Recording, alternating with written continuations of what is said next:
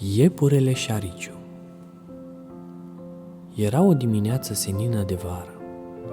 Lanurile aurii de grâu erau gata de recoltat și străluceau mângâiate de lumina soarelui, sub răcoarea unui adier de vânt.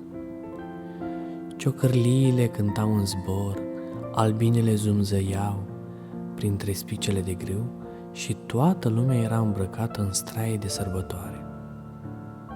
Viețuitoarele pământului mișunau fericite, printre ele și un arici mititel. Ariciul se bucura de briza dimineții în fața bârlogului său, fredonând o melodie veselă. Era duminică, așa că se gândea să profite din plin de această zi de odihnă. La un moment dat, Ariciul s-a gândit: mă întreb dacă ridichile semănate cu ceva timp în urmă au crescut. Cred că sunt delicioase. Așa că s-a dus în grădină să verifice. În timp ce se apropia de legumele cele gustoase, Ariciul a întâlnit un iepure. Hei, bună dimineața, domnule iepure! A exclamat el amabil și prietenos. Dar iepurele l-a întrebat cu o voce aspră.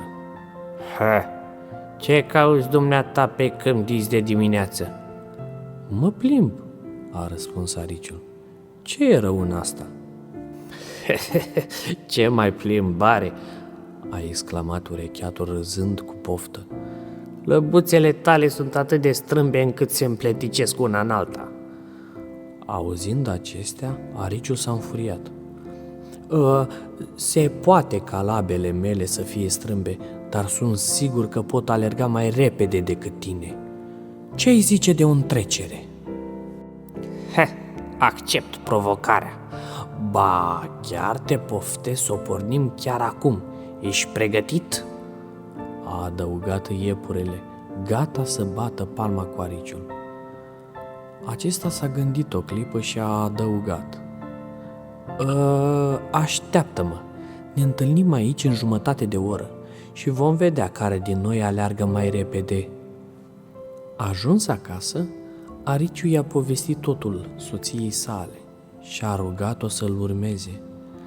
Apoi i-a explicat cum avea de gând să-și pună în aplicare planul.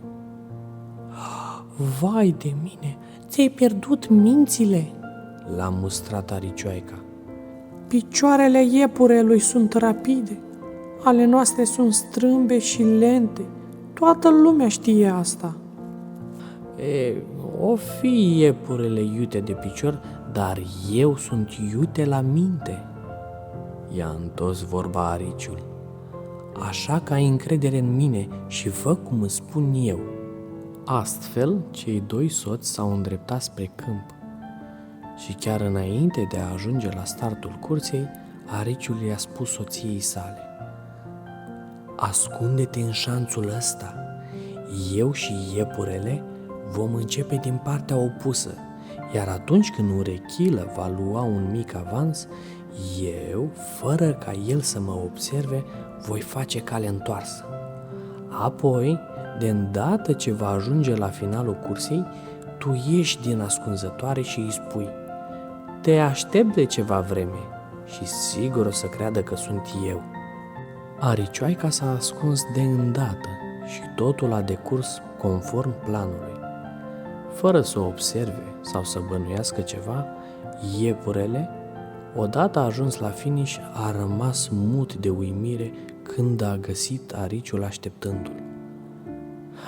Te aștept de ceva vreme, a zis soția Ariciului cu un aer plictisit. Atunci, iepurele a întrebat uimit: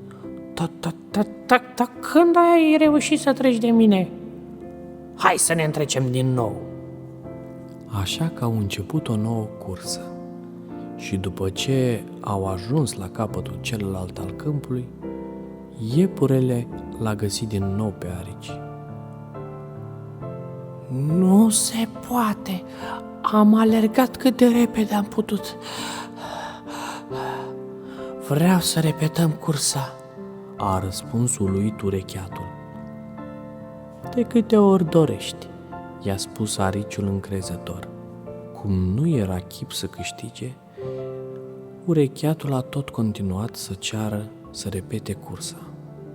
Așa că a alergat mâncând pământul toată ziua, până când, rămas fără putere, a fost nevoit să accepte înfrângerea. Bine, ai câștigat. Nu o să mai pun pariu cu tine niciodată, A spus urecheatul abia răsuflând. Și astfel, cei doi arici isteți au plecat acasă chicotind fericiți.